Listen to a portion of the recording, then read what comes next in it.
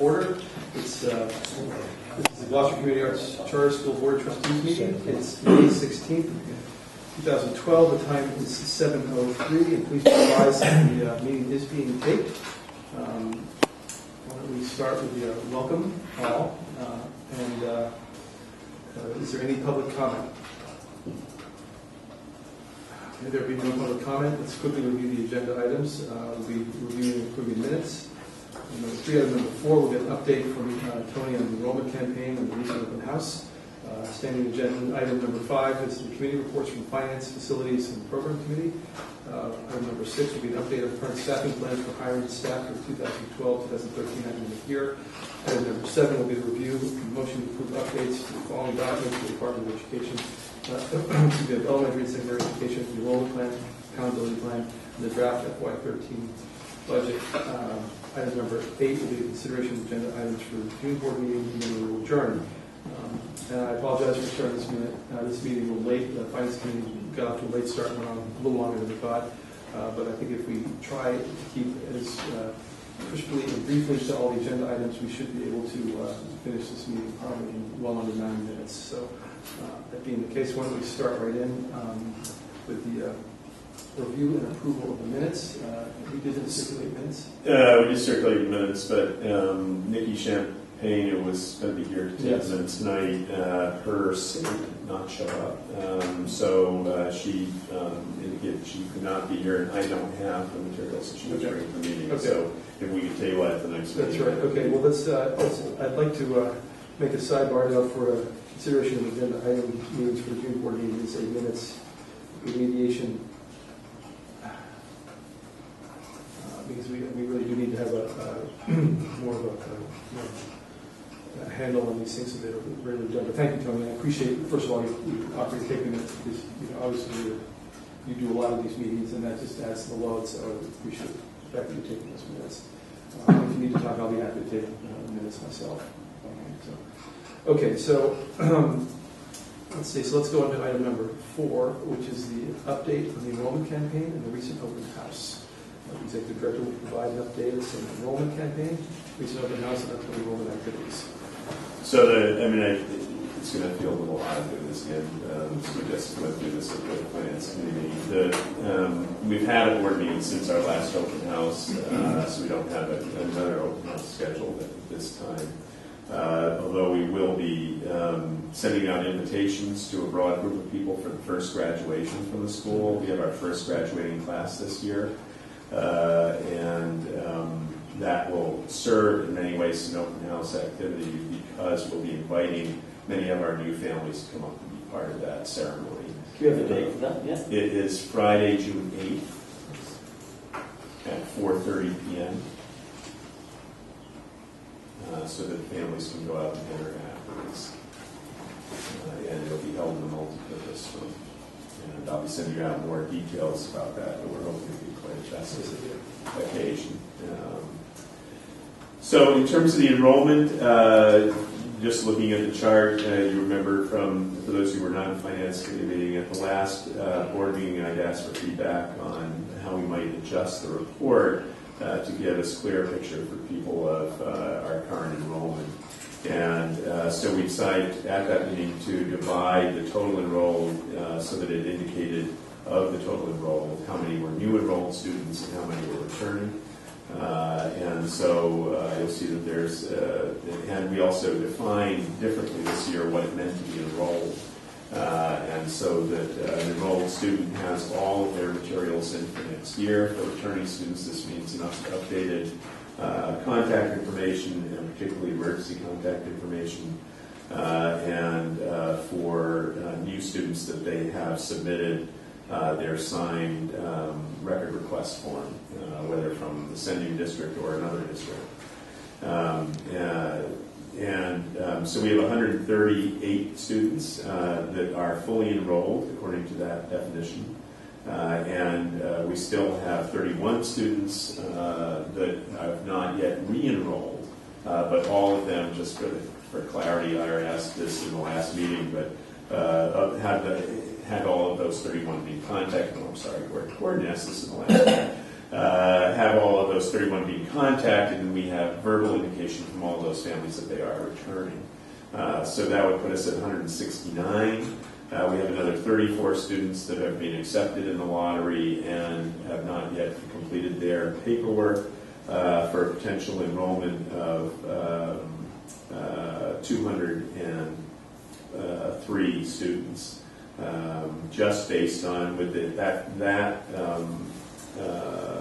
total based just on the not yet re-enrolled and those additional lottery students. So I think to base and this will have some impact on the discussion we're going to have a little later in the meeting, where we were encouraging looking at a budget based on 180, and did that 180 make sense? Well, with 169 at this time of the year, who we believe we can absolutely count on, 138 who have actually fully completed their enrollment papers, plus an additional 34 still in the lottery pool, and more students seeking information all the time to be considered throughout the summer, that we think we're very solidly at 180 for next year, that it's a reasonable budget to projected budget to put in, and that we may well come in ahead of that.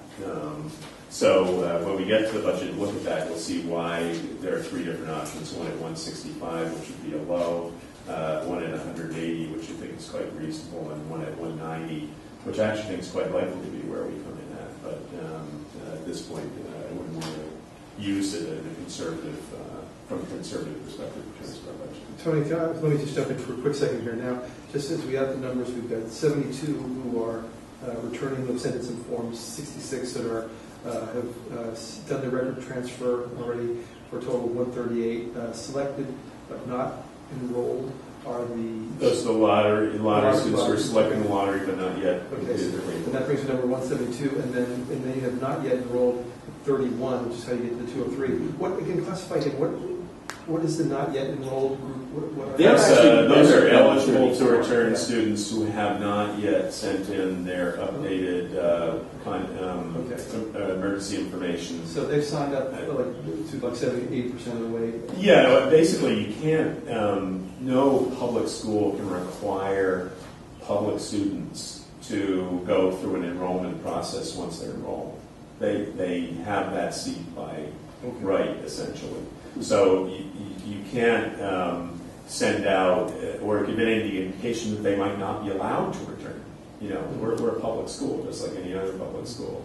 But we want to get some sense so that if a family was moving, if their contact information was changing, or if they had concerns, that along with the parent survey that they can fill in to communicate how they're feeling about the program and any concerns they have, they can also use that process to say, well, actually, we're moving to Florida or moving to Vermont, or we may be going in October, but we need to do something now to be sure that we're okay for September. So not yet enrolled are current student universe, the population. Not yet re-enrolled. But isn't that enrolled? That's what I meant. Not yet Than this enrolled.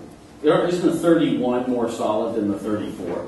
Yeah, that's why when I was talking about numbers, that I took the 31 and the 138 for 169, rather than talking about the lot. That's right. So the 34 is really the good pool to try and bring the fish. Yeah, all of them. I think you just want to be maintaining your contact and following up. We've got a lot of events coming up, so that we have the once the hiring is completed, which we hope to complete the next 2-3 weeks at the most. We'll be inviting families to come in and meet.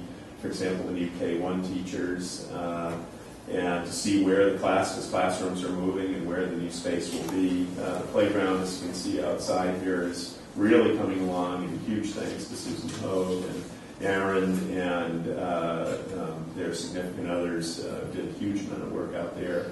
And Lowe's he sent us a gift with $5,000 to put towards fencing for that. Because there's some exciting things for families, these families particularly, to come in and see that I think are going to impact on momentum and interest. And then we've got the graduation, which is a huge ceremony, and I think it's going to be quite exciting in terms of some of the things that are planned for that. So we're going to be continuing to work that pool. So Tony, is there a listserv of people who are on this, who are newcomers to the school, who will be included on any announcements about these events? Yeah.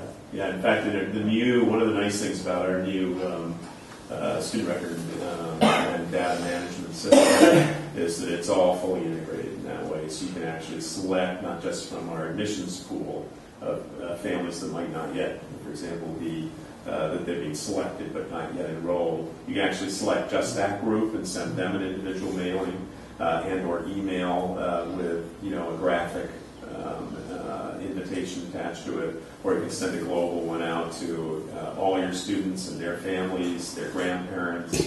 You can actually really construct a mailing in any way you want to do it. And the only part that we're needing to sort of move from, I had my own sort of homemade database that I used last year for friends at the school, and we're continuing to move those from the FileMaker Pro database into our own mailing system now, so that eventually all of those will be in there. So everything from city officers and counselors to friends of the school, that all of them can be included. Yeah, I think any events that we can get people up to attend so they can get a sense of the school and meet the teacher. I think it's a great idea. But if there's arts events or anything like that, I think those are other opportunities to do. Well, as you probably know, that we had the Berkeley School of Music here just recently, which was a great concert, and two of our new families actually came directly from attending that event. So they came up, we had the school open so you could walk around through it while you're waiting for the concert to start or just after while you're having refreshment. And of course, I was there to chat with families, and so we have a family from Saugus and another family from currently Beverly, but I think they're going to move. So That's great. yeah, it's great. All right. Any other questions about the enrollment campaign? All right. Why don't we get into the committee reports then?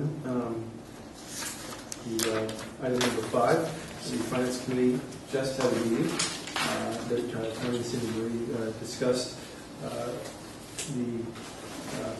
starting with the matrix that we talked about enrollment activity, using that as a number by which they based the spread between 160, 165, 180, 190 students with proposed FY13 budget, and then contrasted that against the current annual forecast from 132 students we have. Cindy Marie, if you just wanted one more time highlight this, because we have a more expanded board and one or two more new people here in the audience, so just quickly give us the summary of what you presented earlier. Sure. So the 3 budget scenarios, initially one would think that, doing a budget based on 165 students based on what happened this year would be very conservative and, probably the smarter way to go. But then when you look at the enrollment analysis that Tony put together, the 180 still seems to be conservative. And so projecting enrollment at 180, what that allows is, it's such a balance with schools. You don't want to under budget because then you're not bringing in the staff that you need. And if you over budget, then, that's not a good thing. So really the 3 scenarios, the one that seems to make the most sense is the 180 enrolled.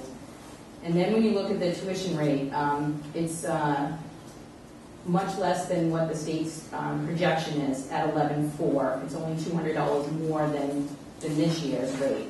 So again, I think it's a conservative tuition rate to budget. So this really allows for almost all of the staff that the school desired to have the programs that you feel are the most advantageous for the students. It just doesn't allow for the Spanish teacher. The 190 budget would. The 190 budget also would provide more of the supplies, technology, and PD that we could really use too. But, you don't want to go all the way in either.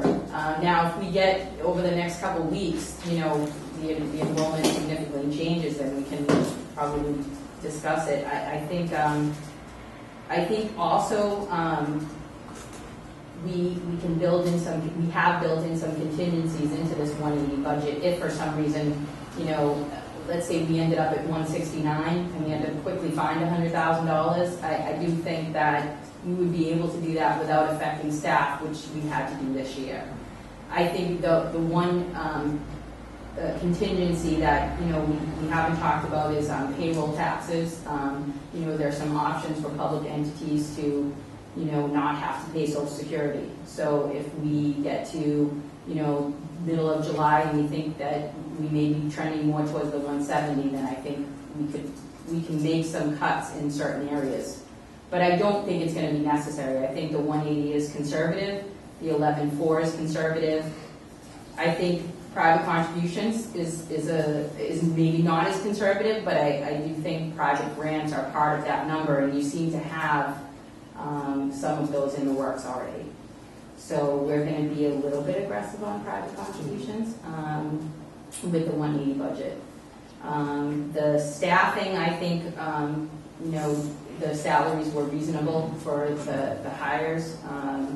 And then if you look down below, I mean, your facilities, your admin, and your instructional expenses are relatively close to what they are this year. Instructional being a little more, obviously, you have a lot more students. And I'd love to see another, $10,000, $20,000 for technology to really do what we want. But at least we're getting closer. So I feel comfortable with that 180 budget.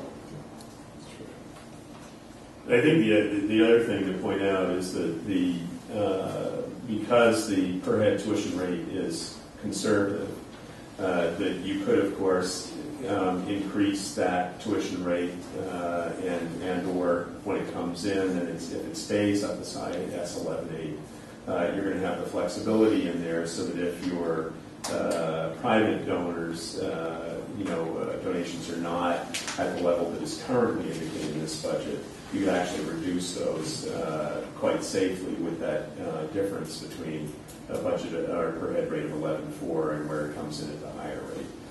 But I think for us at this point, because you could put it in the budget either way, you could, for example, set your private donations at $25,000 and increase your tuition to closer to, but still conservative from the 11.8 number, and make up some of that difference. And the department may ask us to do that and say that actually, we'd rather, given that we've given you a projected budget of 11.8, so we're sort of set you to plan on this because that's your projected rate. We're actually planning below that, and so we've left our donations high. And we chose to put it that way in terms of numbers because it was to keep the fire under us in a healthy way, to go out and tell the story of the school and seek those of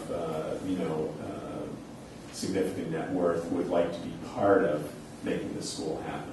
And I think they're out there. I think that we're already seeing that level of interest. They've been waiting to see the foundation happen, and the foundation's now in place. And so we chose, let's present it this way. So I don't want to leave it out there. I think we're exposed in any way in that. I think it's actually conservative, right down the line, and absolutely doable given where we're going to see the enrollment come in. Well, you balance one with the other. $75,000 in donations. 11.8 times 180 is about 75,000. Right. So it's one or the other. You're being conservative one way or the other. Right. And I think for us at this point that it's better to present it, and the department may ask us to flip it around the other way. But for us, in terms of what we'd like to do, let's stay conservative in the per head rate. Let's go after the donations that we should be doing anyway, and absolutely have a story to tell. And that's the way we're proceeding. So just so everyone's aware of that. Any more questions? Any more comments? It's a terrific synopsis. Thank you very much. It was great. Totally wanted to get this, in the works well before the August 1st deadline. So it's terrific what you've done. Excuse me. It's great to be ahead of the curve on this stuff. Obviously, the further ahead you plan, the easier to anticipate the problems and make better allocation of resources type decisions. That's great. Thanks very much. Let's see, should we go into item B of the agenda item number 5, which is the facilities committee? Is there anything to report on facilities from we didn't have an official meeting Okay. tonight, but waiting for the budget situation to really, unveil itself from a lot of ifs. And once we have the ifs, I feel that we have a starting point. This playground for the younger kids, I think, can be done for almost, very little money. I think a lot of it now we feel can be, the work has certainly been donated by 2 or 3 people outside the school, and the preparation of events for these kids. I call them events because they're kind of stations that require some creativity and volunteer work and time, I think can be done. Very little expense. Susan has just been great about this. She's caught between all these things happening. And Aaron and his wife Pam got us a good start, I guess, with protection from the road. So I say at every meeting, we're on our way. It's just, I think we need to have some definitive either money or plans or whatever and get this done. I would just go back to a comment we made at the last meeting, is that I think when it comes to everyone's individual subject matter where their work is, I think the way to think about it is just put your priorities down, which I think you guys have done a great job of. You've made a priority of the playground, of these other things, and I think you've also put some action plans. I mean, thank you, Pam, for going and arranging the $5,000 grant from Lowe's, from the Lowe's Foundation. It was a terrific show of enthusiasm, and it certainly yielded a great result. And I think it's just terrific that we have that in our parent community. But getting back to my earlier point, Ira, was that priority comes first, and then we see how the money works out to deal with the priority. And I think that's sort of where we are with facilities. But just as a general rule, the money is always going to be sort of an influx issue. So the key is have your priorities aligned so that if we get the right amount of money, we'll be able to take care of those priorities. Don't wait for us to say, okay, we've got this much money. But I think you guys are already there, so I'm not worried about that. So on that, James, Yes. to do that, then the way I would say it would be, we need to budget $55,000 for the basketball court. I think that's exactly where we're moving. That's what we need to do. And then We need to find in the budget somewhere $55,000 to build the court we want to build out there. Okay, great. I think that's the exact way to do it. And facilities says that, finance figures out. Whether it's a question of what the right grant is or how to step that in. That is exactly the way to do it. And of course, as an individual, you're speaking now, but unless you're speaking from the facilities point of view, I'm speaking from just because I've been listening. Okay. So you're not giving me a theoretical. You're not giving me a theoretical. You're giving me a hardcore. Okay. I'm giving you a budget. Heard loud and clear. Okay, so you're saying that $55,000 $55,000 to put that in. Yeah. Okay. And that would be the court and the fence, and then some lumen seed around the outside edges. And hot top preparation. It'd be pulverized. It'd be to basically reclaim or pulverize the pavement, grade it, binder it, top it, paint it, put the posts in, put the fence in. The other thing is, with Mike's expertise in this granting, we can do some research to reach that goal. And maybe we can get some grant money for it, specifically for that, as well as the playground.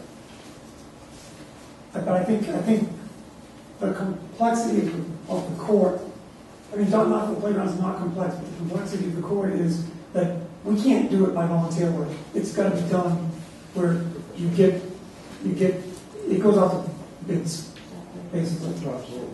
So we're not going to be doing it. You've got to bring somebody in there to tear that pavement up or pulverize it and build it from the gravel base up. Okay, so I have a question.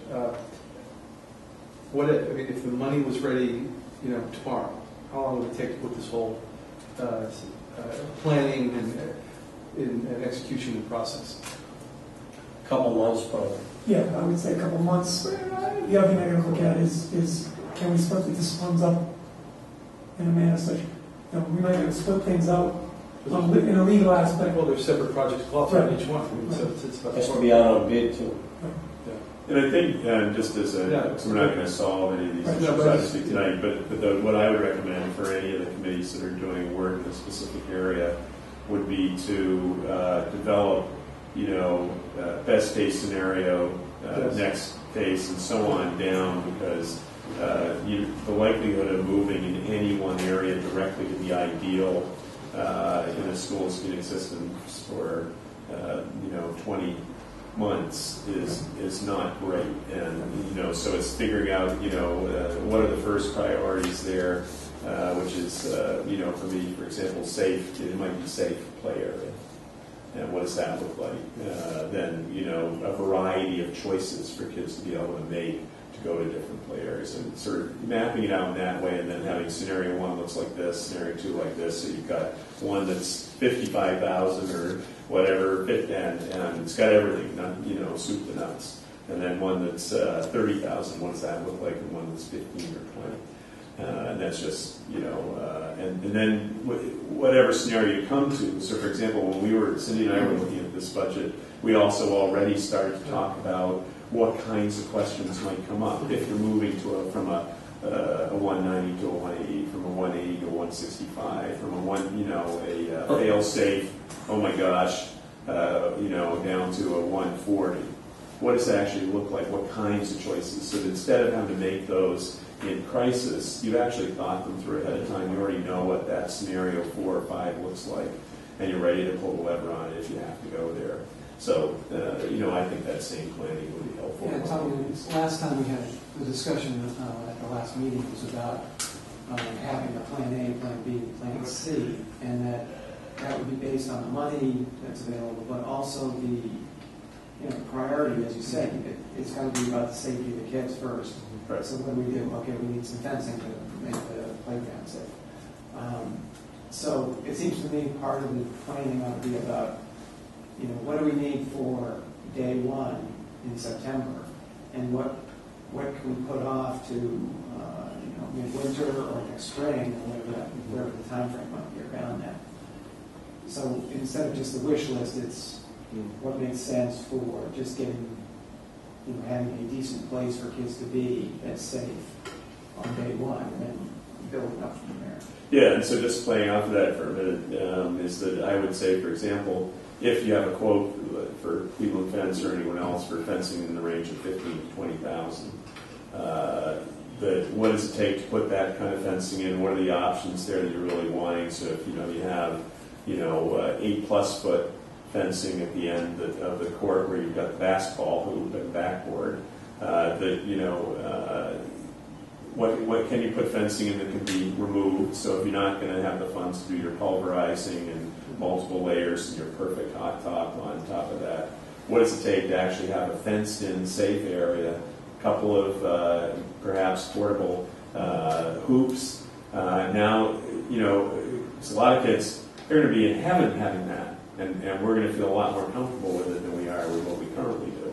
So, to put that together, know that it's not, and that we work in there talking to the fence company about, we'd like to have this set up so we're not bulldozing the fencing in 2 years, and when we can actually do the perfect scenario, but we can actually take it up, put it, do the work we need to do, and then reuse it. That all of those things can be put in place. But yeah, I couldn't agree more, David, that that's sort of where we want to go with the thinking at this point. And I know actually some of that's already been on facilities committees, mind, and they're doing that work. So just repeating what they're already doing. But. So the other question I had on facilities that's not playground related is whether there's actually been a walk through the building with you, Tony, with Ira, perhaps with a program person. So we're thinking together about what needs to be done over the course of the summer to make the building not only presentable but workable for the age groups that we're going to have in the building next year. Yeah, we haven't, actually, it's a good point. We have not done a walkthrough yet. Some of them have been raised in other facilities meetings. So, for example, where the 2-3 classroom is being moved to in what's currently 267 classrooms in the far end of the building. That having a door put in there so that supervision of both those classroom spaces can be done. The repainting, getting a costing in for repainting in the building, which we want to brighten it up every year. It's just part of standard maintenance there. I know the mix been working to take a look at the carpeting and what's happened with that. So But- we but- went through the list last month, Tony, so my point is, could we take some steps here about, when is this going to happen? In the next couple of weeks, hopefully, so we're actually advancing that. And I would hope maybe we'd be involved in that SWAT through perhaps too. Yes. So is there a step that we can put in place that, I was going to talk to Nick or whatever was going to make this happen? Tonight? No. No, we can I say just don't think we want to come to a board meeting in June and see that it hasn't happened yet. So I'm just suggesting that we. Yeah, Ira, can we ask, I think it would Dave say, Yeah, can we get I'll take that an right action now. plan? I'll do that right Submit it now. to an action plan, yeah.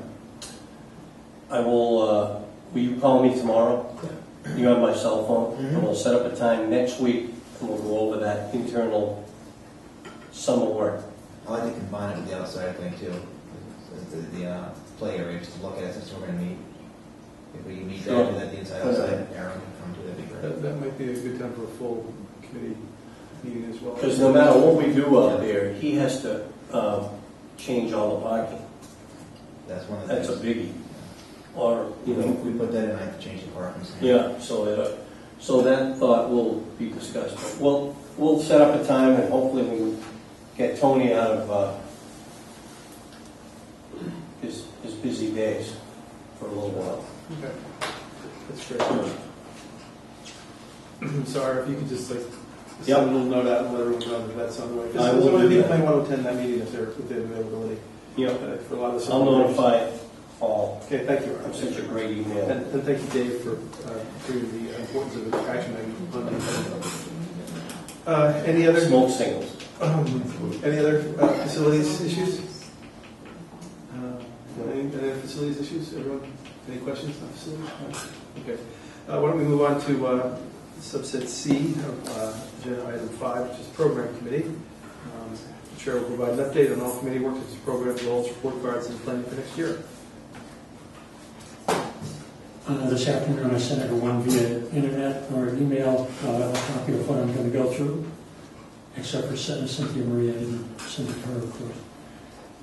Starting with the program committee's mission. The program committee's mission to oversee and support all matters related to GCA's educational program quality and make certain all DESE compliance requirements are met. Committee work update. Generally speaking, program committee members are involved in overseeing and supporting program development in the areas of curriculum, instruction, assessment, and school culture. During our most recent May 10th program committee meeting, we discussed the following 8 things: hiring, special education program, counseling services, parent advisory council meeting date and time, review of MCAS math administration, establishing reliable internet service throughout the building, report cards, and kindergarten screening, and the May 25th GAB event that Susan has helped hold together. Additionally, we discussed proposed budget and discussed priorities for the 2012-13 academic year, budget and planning. Our discussion includes consideration of program plans for new kindergarten and first grade, possible changes and or supplements to the current math program. And it'll be at that topic, it's going to be a June program committee meeting agenda item. Further assessment system development that may include work with the Achievement Network or another contractor and creating a calendar and plans for future use with such contractor. Purchasing of new furniture and materials. Our concluding topic at that meeting centered on a discussion of project plans, including curriculum development and staff training that will take place prior to the start of next school year, 2012-2013. Related to item A, Part B above, which is hiring, an interviewing team met with 3 school psychologist candidates last week. Along those lines, interviews for school counselor are underway. 2 took place yesterday, May 15th. 2 more are scheduled for tomorrow, May 17th.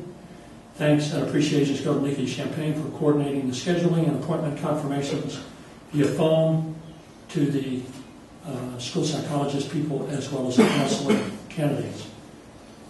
And finally, we had our first interview of the Project Adventure / physical education position, not defined as such yet, that's in parentheses, yesterday, and that interview went from 5 to 6:30. The results of that interview are yet to be determined. Respectfully submitted, Program Chair RP. So you have that exact document, and that is our habit to get that information to you prior to this meeting. I think that's, Art, first of all, thank you very much. I know the program committee meetings go into a lot of substance, and they rightfully so take longer time, and it sounds like even outside the program committee meetings, there's a lot of work going on. So on behalf of the entire board, thank you to the members of the program committee for all the incredible amounts of work you do, because this is clearly correlates to discussing the school moving forward in terms of the choices that are made in personnel, in terms of the areas where you want to allocate your human capital type resources, and where we want to emphasize the school's mission and what the strong suits are there. It's tremendous work, Art, and we really appreciate it, especially that we're going into the midst of a very large interviewing and hiring area. This has got to be a ton of work, and we're very, very appreciative of all what you guys are doing there. We're happy to do it, and you're welcome. Any other comments for the program committee? Any questions? Is this the time to ever ask, is there a general feeling compared to the general feeling last year about the MCAS just completed this year? Or? I think we felt it went much better than it had last year. I think part of that's the familiarity with the test itself, Yeah. And the preparation by the teachers that worked very, very hard. Yeah, it felt good. I don't think you ever know until the results come in. Let's all come out. I did great last year too, probably. Well, I think there was just a different sense in the building about it, which was good. I think that there's been so much talk about MCAS that oftentimes is negative. And I think that we took approach inside the building about its value as a tool for assessing where students are at. And more importantly, having them feel comfortable and, where possible, excited about it, rather than so that we had breakfast for all the students on the days of the exam. They were welcomed into school. It felt different in terms of we had a layout with bagels and bananas. So they got their potassium that day to help them. That's a great idea. That's wonderful. And fresh juice, and I think that that kind of approach. Then I actually had the entire student body come together, and it was actually raining on that particular morning, and had them just really slow down and listen to the sound of the rain and pull themselves in to get focus and think, and then visualize themselves taking the exam a few minutes later. That a few minutes later they're beginning this process, and just saying to them that you're smarter than you think you are. You're going to do better than you think, and that believe in yourself as we all believe, and just to sort of help them to not leave sort of all over the place, but leave with a feeling of sort of confidence and anticipation. And I think it would. How many did that last year? We didn't do any of that last year, actually. So, I'd like to add to what Tony said, Gordon, because the element of seriousness from the staff about preparing the students Much more. has been contagious to the students. So they're, at least the ones that I've observed, I don't know about Susan, but they're approaching it in a different way that is dramatically more positive and different from last year. That's great. Good to see the enrollment, the MCAS slowly go up. That would be sort of double.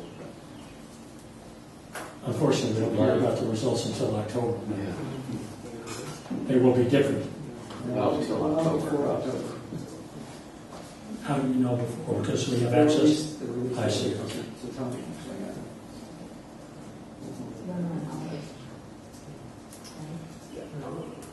Any other questions for the program committee? Dave? Not program, James, but I just do want to bring up that about governance. there were a number of issues on the agenda for the last government meeting, which was, I don't know, a month or two ago. Revising our bylaws, and there's a couple of things under that heading that need to be done in terms of officers, in terms of renewal of terms, those kinds of issues that I think we really need to resolve. Okay. And also the whistleblower. Whistleblower, yes, So I think sure. there's some business to do. Okay. Why don't we I suggest program. have a meeting within the next week or so? I think what we have normally done. Jay, the program typically meet the week after? No, it's usually governance, The the governance. same night as program. Okay, governance program. So normally, It would have been May 10th. it would have been May 10th. It would have been. Okay, so can we schedule one for next week then? Dave, thank you first of all for bringing that back onto the front burner again. Next week would be hard, because the week after my Okay, all right, that would be fine. So we'd be talking about the week of the May 20-somethings, 21st and 27th? 28th through June 1. Okay, well, if that's the best time to do it, then that will actually give us some time to do a little research on the topics that Dave was talking about, so we will come prepared for it. So the three of us can meet, Okay. talk. Because if we meet, that's violating open meeting law. Well, we'll set up, first of all, we'll get a meeting on the agenda, and then we can put out what the meeting, the items that we discuss, yeah. So we can get that done promptly. So, okay, that's terrific. If I can help with anything on the governance side, like you mentioned the whistleblower policy, Yeah, I mean, exactly. I probably have examples of them That'd be that terrific. I could just give you. And if you ever want to talk to board members of other charter schools, they're always more than willing to help out other charters. So whatever you need help with. That's a terrific offer, because for a lot of these things for us are cases of first impression, and we can use all the instruction and guidance we can. We've had some talks with legal counsel where typically in a lot of organizations, whistleblower policy, and for those of you who may not be familiar with this, I'll just take a step back for a second and talk about whistleblower. It's something that's been on the items. Basically, in any organization, if people see something that they feel is, it was originally started as against the law, I mean, basically it's very black and white, and if you feel that your job could somehow be endangered by reporting this to your superior, then there would be an independent body that you could go to. Sometimes it was the HR department, sometimes it was legal counsel, sometimes it was independently appointed director or something who would be that way. The whistleblower policy over the years has expanded to encompass, thank you.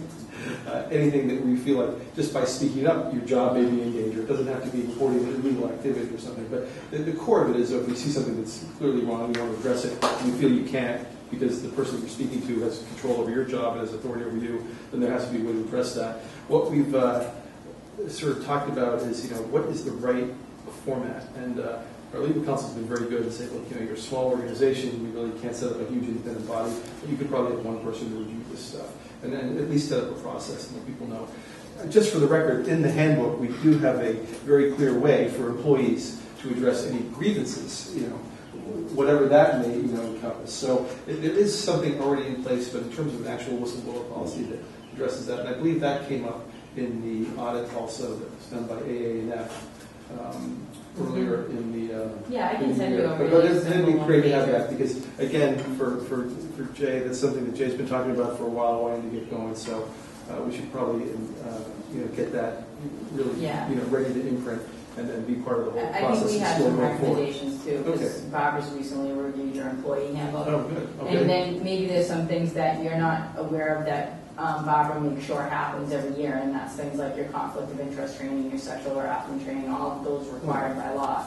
And we make sure those happen at the employee meeting. And she's been on top of that. So like your employment files are all, exactly, all the correct forms are in there. So what we can do is just make you a list of what we're covering from an employee standpoint.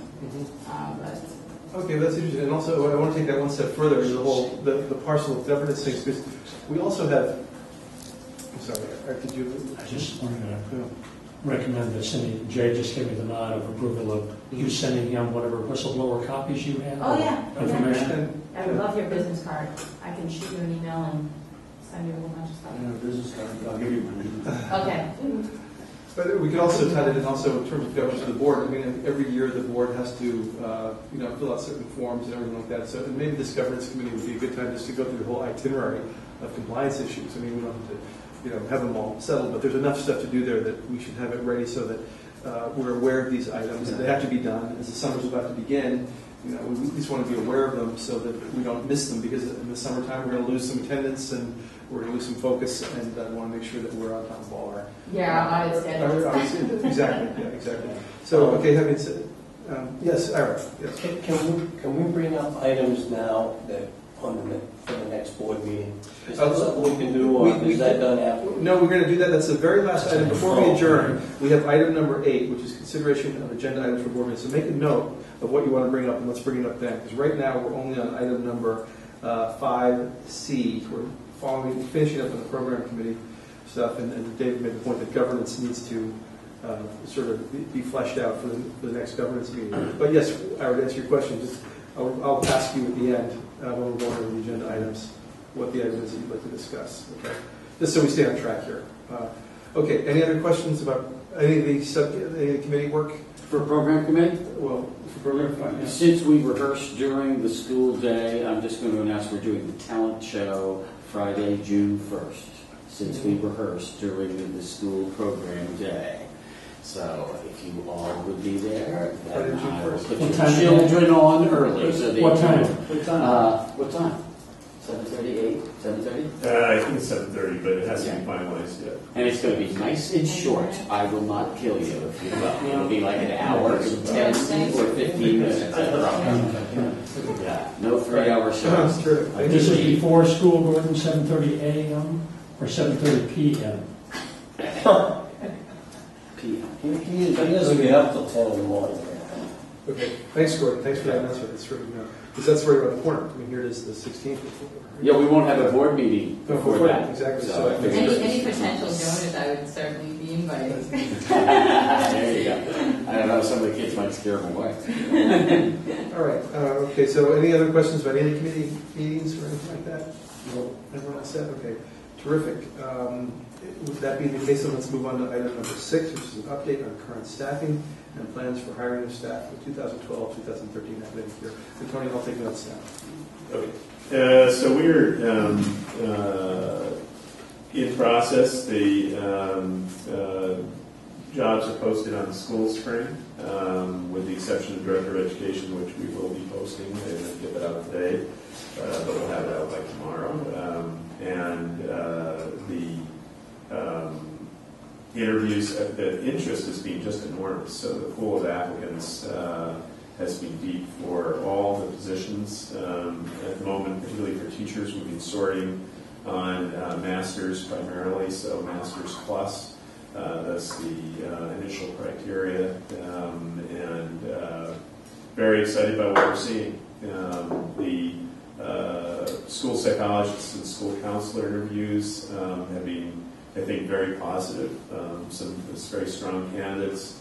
Hiring teams have actually been created for each of these positions, and so with a representation of staff, administration, and members of the program committee, educators who have also been serving in those. And really a fantastic process thus far, and really excited about the people that we're seeing for next year. We have verbally indicated to a candidate for the school psychologist position that we would like to offer them a job. They're actually working full-time, so it's been hard to get them in, but they're hoping to come in on Friday to finalize that, and so we're hoping to have exciting news about that in the next few days. But it seems to be going very well. I think our focus will be to complete the kindergarten first grade lead teacher very quickly, within no more than the next week, and then have, for particularly the lead teacher, and then have that lead teacher participate in the hiring of the second teacher at that grade level.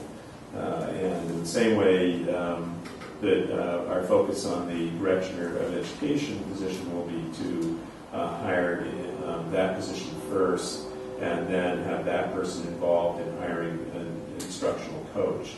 And one of the great things I have to say about working with the program committee and program committee members on this hiring process and other board members is that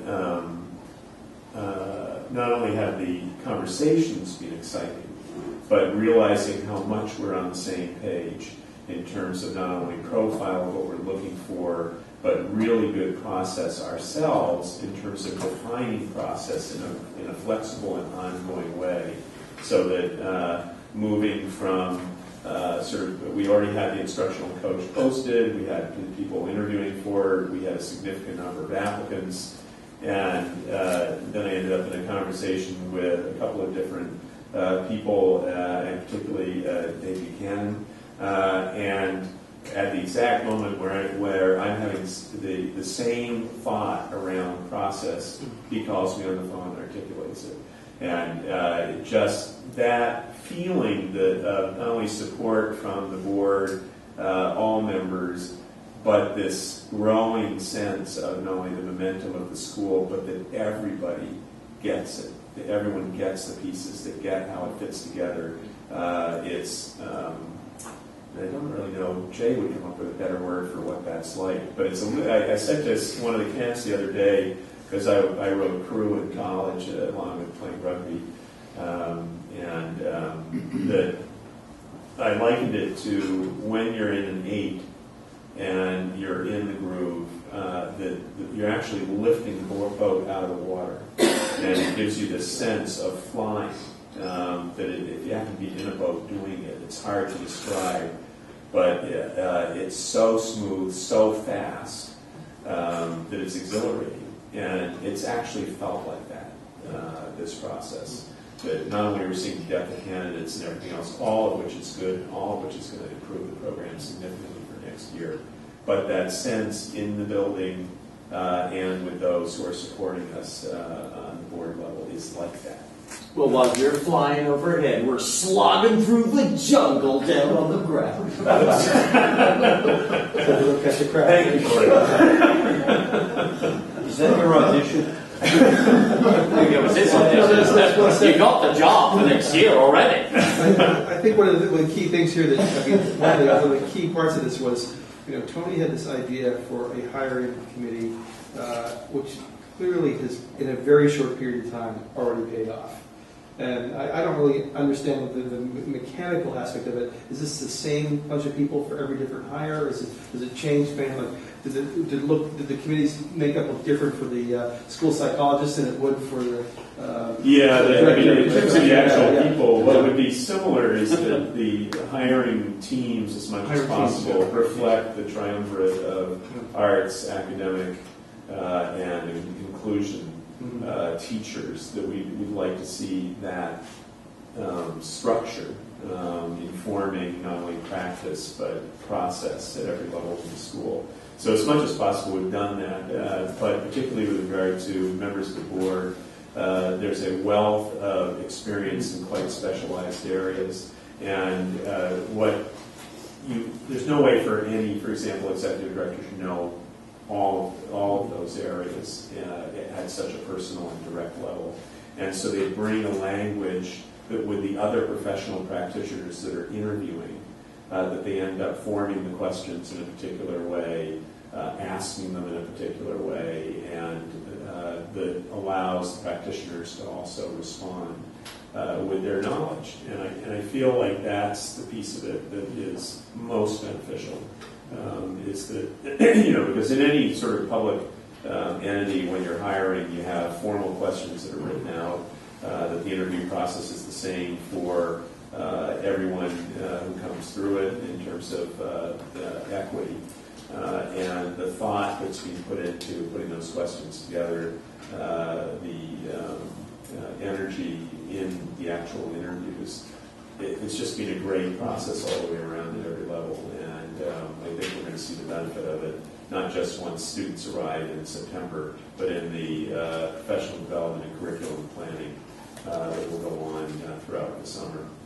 I would have to say that I think Tony and I, at the last faculty meeting last week, it was really incredible listening to the faculty talking about how much they want support, and to hear Tony be able to talk about, well, this is what we're planning to do for it. I mean, it was a major moment for the faculty here to say, we're preparing to this, preparing to that.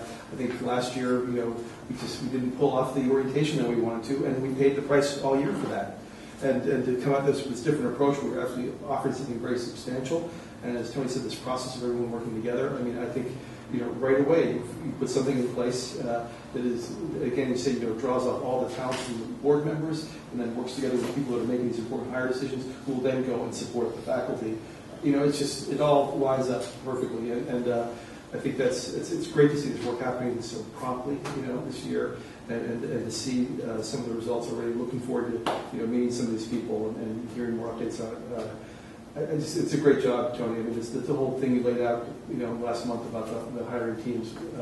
It's great to see that, in work, and the way the whole idea of like getting the collaborative efforts going between all the many qualities and resources in the school to make things happen is really powerful. And she's the K1 team, for example, Tanya Hawley, who's teaching in 4 or 5 this year. She is the chair of the committee. She's very excited about the candidates she's already seen. So in the next few days, actually, we'll be contacting all of those most experienced candidates in that pool, having them come in so that we conclude that process by the middle or to the end of next week at the latest. And I think, the fact that things move so readily in terms of that it's been really, really exciting, I think. So thank you to everybody who's been a part of it. Any other questions on the hiring? And just one last comment. Yeah. In terms of the morale of the faculty, which partly that, you were talking about that last meeting. We also have a faculty meeting every Wednesday, so we met today.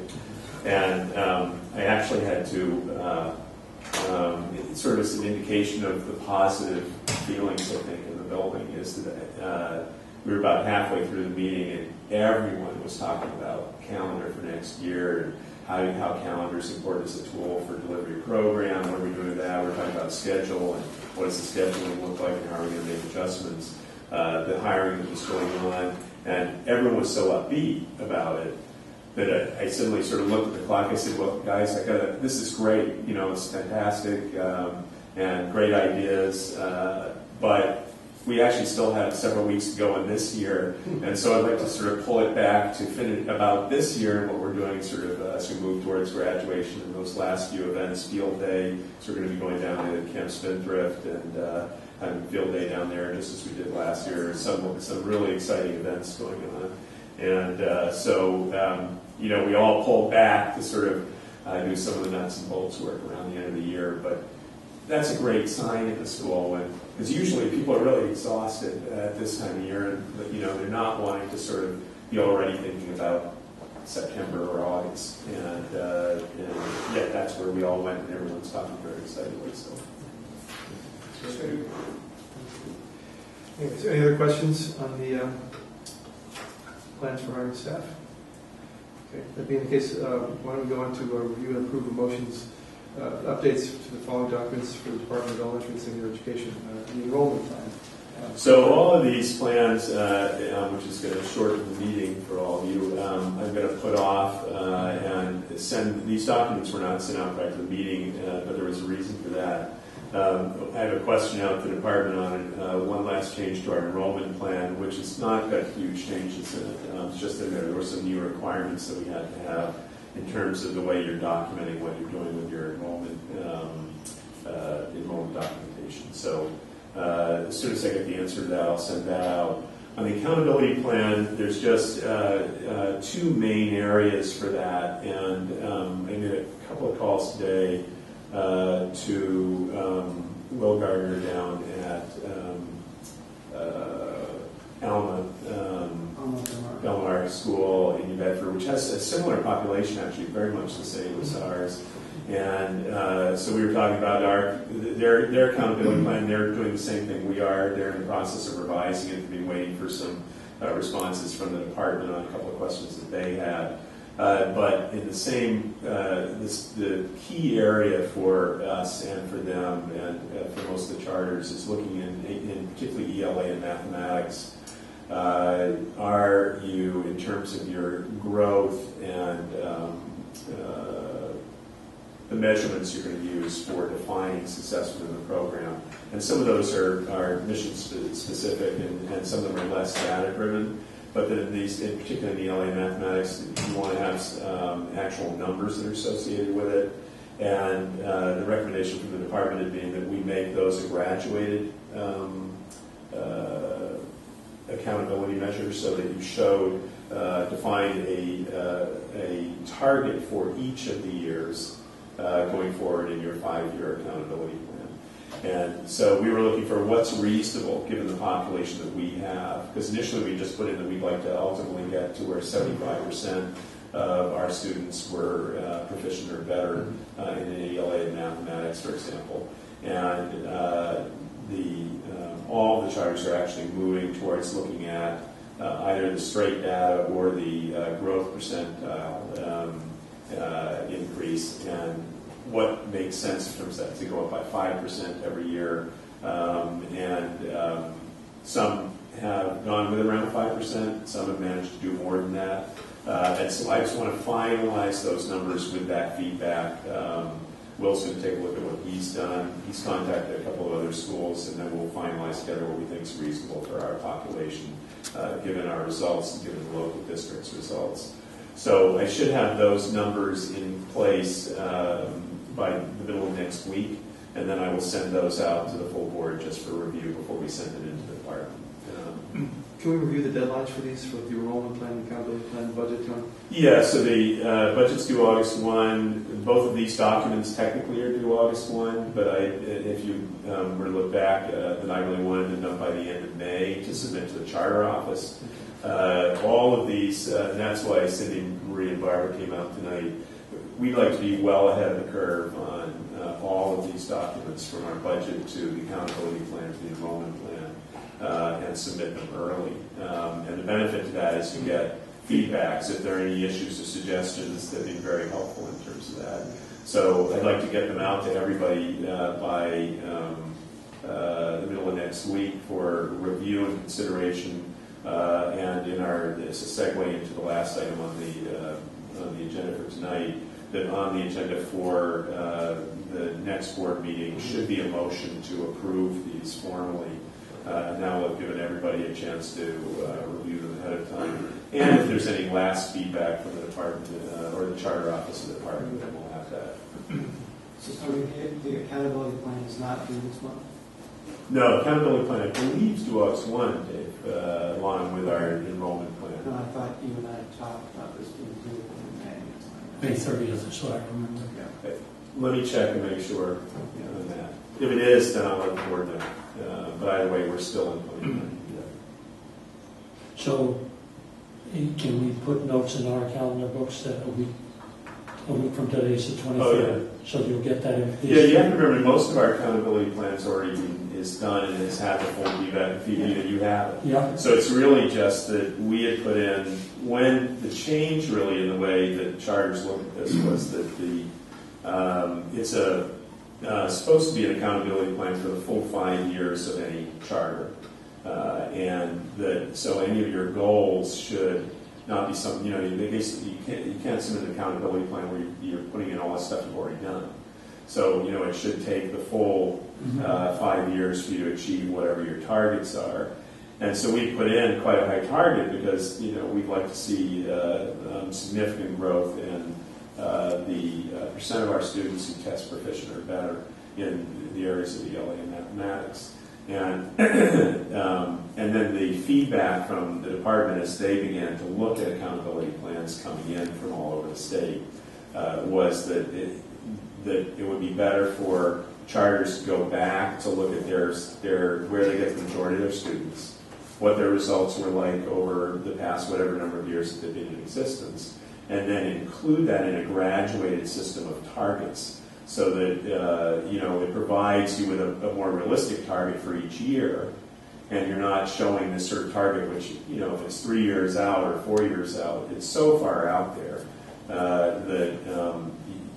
it's hard to see this being a value on an annual basis, because your accountability plan, even though its greatest significance is when your charter comes up for renewal, it's actually referred to in every site visit and in your annual report. So we have an annual report that's due by August 1, and the accountability plan has to be a significant part of that. So you're probably right, Dave. I'd have to go back and take another look.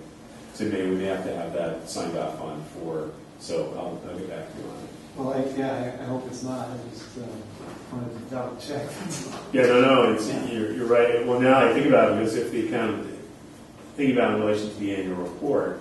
Yeah. The accountability plan is in the annual report, so you can't have them both due on the same day. So I'll get back to you and I'll let you all know tomorrow by email.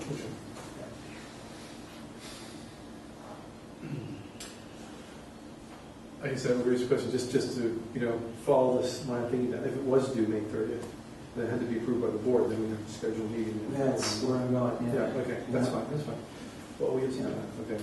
Thanks, Dave, thanks for doing that. Okay. Just a heads up. Okay, let's see. On the, I know we crossed into the items for consideration on the June board meeting, so we might as well just continue with it. We were going to have one of the items was going to be a facilities walkthrough, and Ira was going to follow up on that. Ira, you also had another question about another thing you wanted to bring up? Yes, a couple of things, Okay. actually. Other than a report of the walkthrough and probably giving dates of, work to be done and completion dates and all that. We'll have that. And I'd like to have a facilities meeting at 5:30 prior to that, and an agenda with it, So I'll work with Tony on that. And also to review who should be notified on the facilities meeting, who's on it.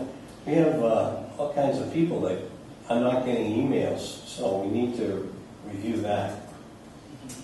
The thing I wanted to bring up, I'd like an agenda put on the meeting. I'd like to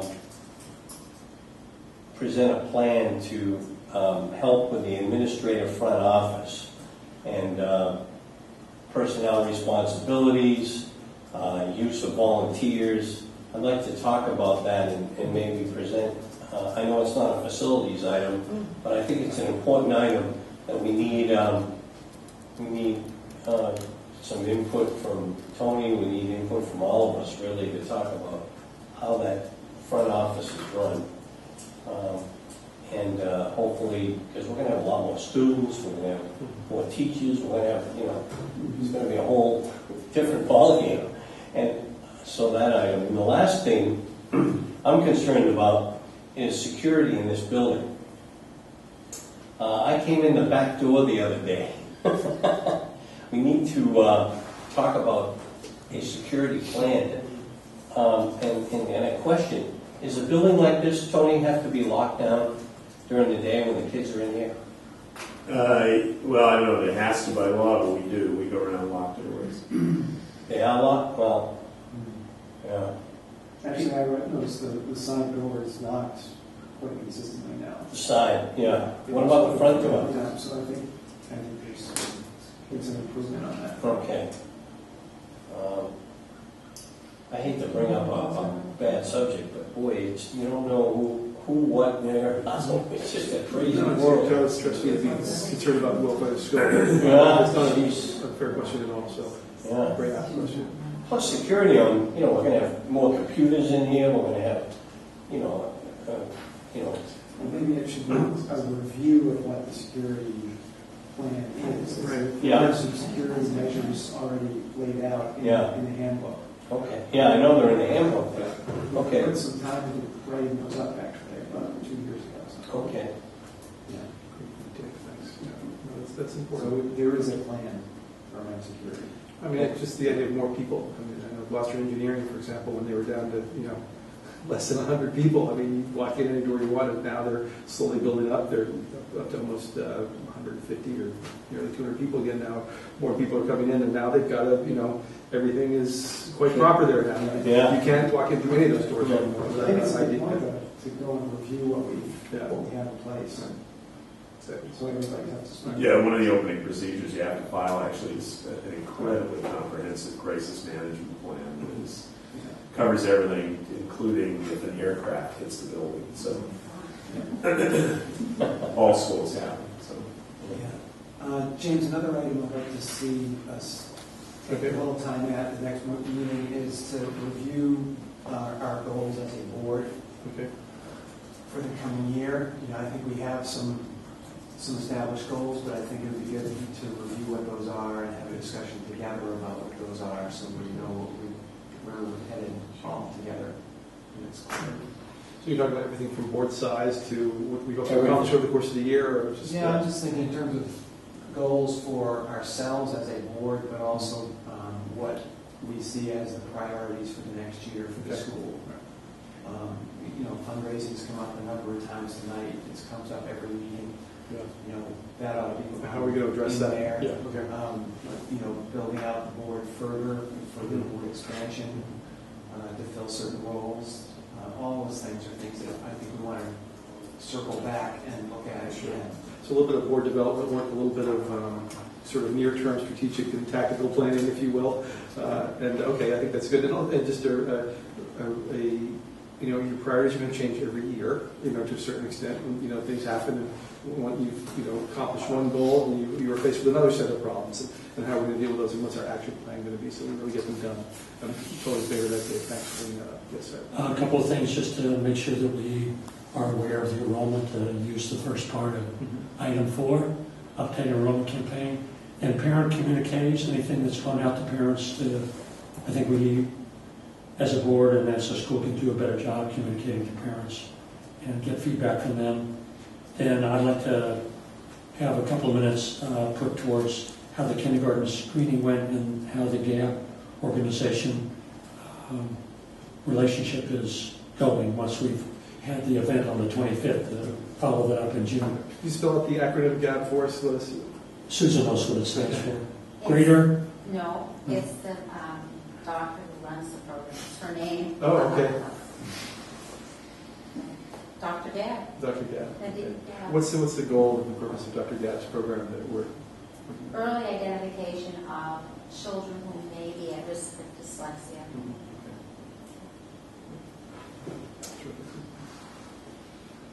Okay, so that'll be item agenda. Okay, any other agenda items for the next meeting? In sort of sync with Dave's suggestion around board goals, that we review the board calendar for meetings, and that as part of that process that we look at the superintendent's checklist and calendar for next year to see that when we're scheduling the monthly meetings, which may vary, we've tended to think primarily of, are we doing the first Tuesday or second Tuesday? And we were good at sort of anticipating that we wanted to sort of schedule that so that we could have month-end financials in for the finance committee meeting and board meetings to follow them. But there are also things that come up like certain reports for the Department of Elementary and Secondary Education. And it would be good to look at those along with when those meetings might occur to make sure that we can actually address any documents or policies or other things that might be calendar specific. So maybe if we could do a master calendar review of board and committee meetings. Excellent. That's excellent. Good for the planning. I have I'm not sure, I don't think it's quite an agenda item, but I would like some help in thinking about how the school is doing about framing our thinking about a library or classroom libraries or books and the role of books in the life of the school. I think it's more of a long-term thing, not a specific item, but it touches on the facilities committee. It touches on sort of what teachers would think, the conversations among the staff about how they would like to, there are sort of decentralized versions of having books and access to them.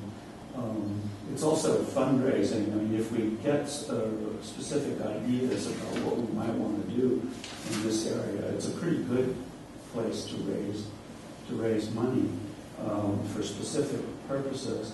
I just finished visiting a charter school in Cambridge where they have a tiny little space.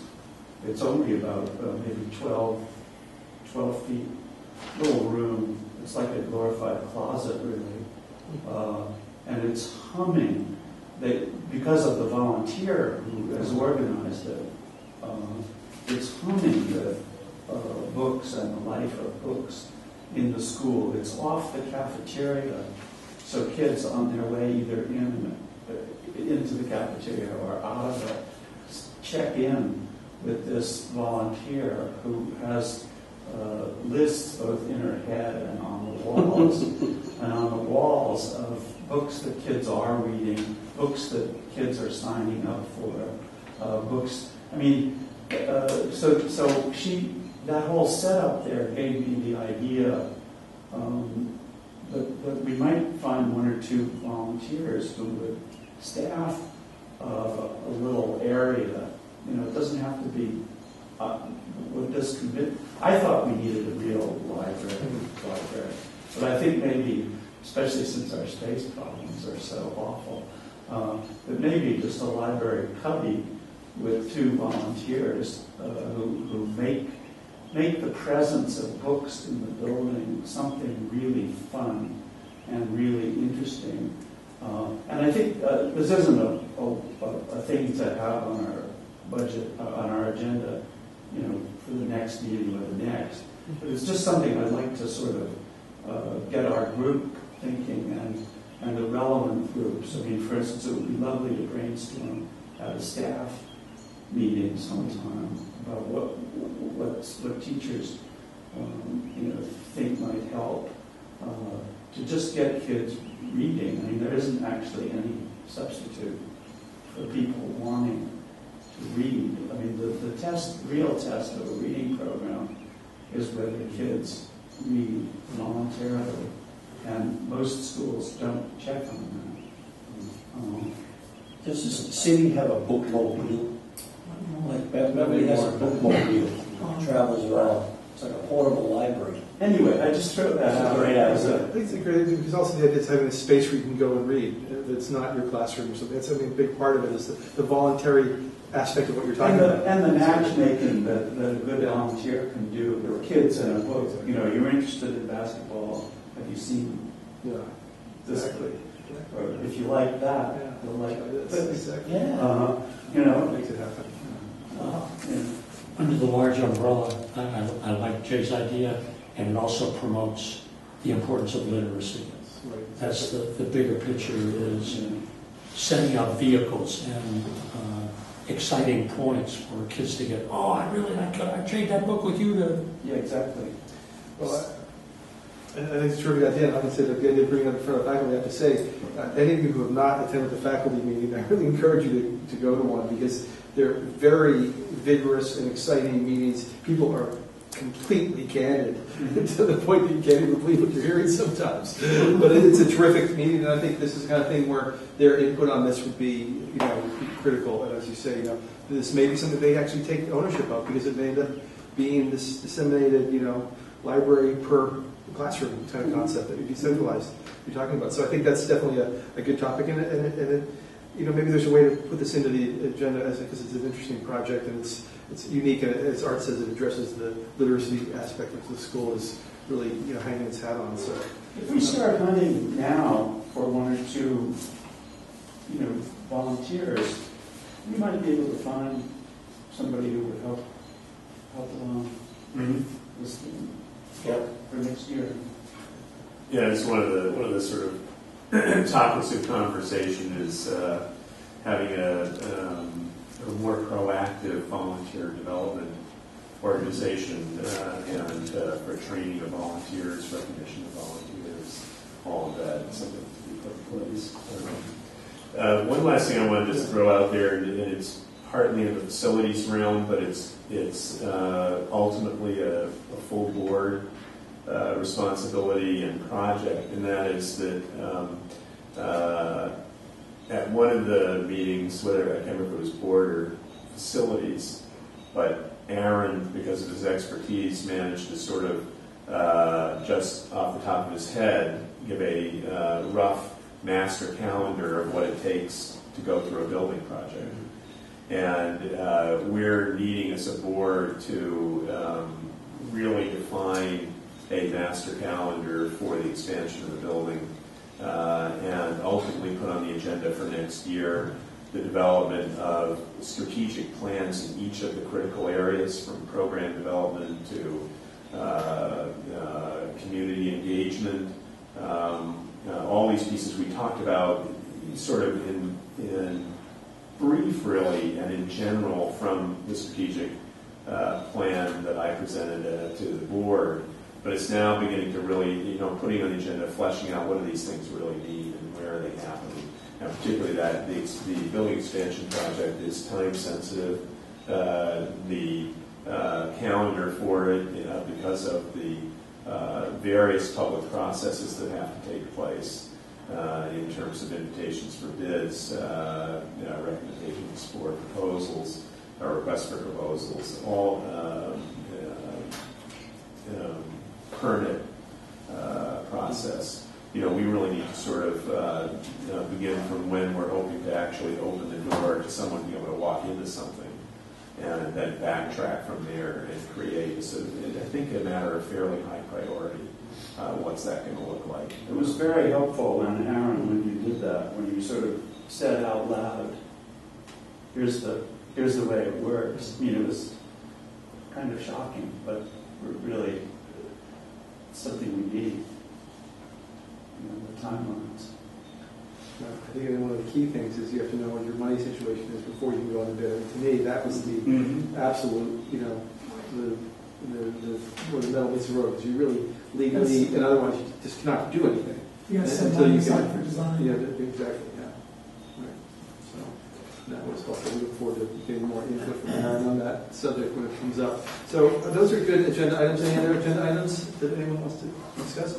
Okay. Well, I think that would probably conclude all the items of the meeting. I think we've spent exactly 2 hours. I make a motion to adjourn. Second motion? Second. Any discussion? There being none, I may have a vote. All in favor? Aye. Okay. Thank you very much. This meeting is hereby adjourned.